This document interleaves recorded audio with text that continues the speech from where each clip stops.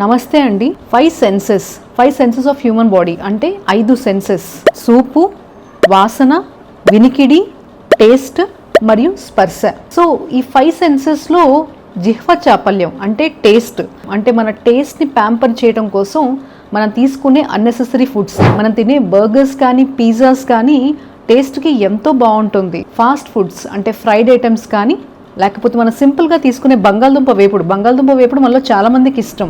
Excess fatty foods కానీ, fried items కానీ, fast foods కానీ మన టేస్ట్ని ఎంతో ప్యాంపర్ చేస్తుంది. కానీ అది మన ఆరోగ్యానికి, మన బాడీకి ఎంతో హానికరం.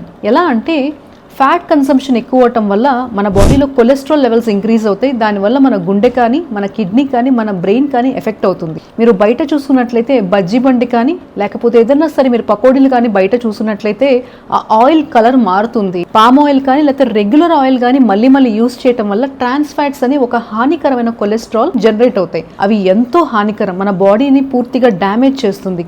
బయట ఫుడ్ కానీ, డీప్ ఫ్రైస్ కానీ, బర్గర్స్ కానీ, అంటే ఎక్కువ ఫ్యాట్ ఉన్న ఫుడ్స్ కానీ అరికడదామా? సో మీ టేస్ట్ని ఏదైతే ప్యాంపర్ చేస్తుందో అది నిజంగా మనకి మంచిదా చెడ్డదా మీరు చూసుకొని ఆలోచించుకొని అడుగేయండి ఫ్రెండ్స్.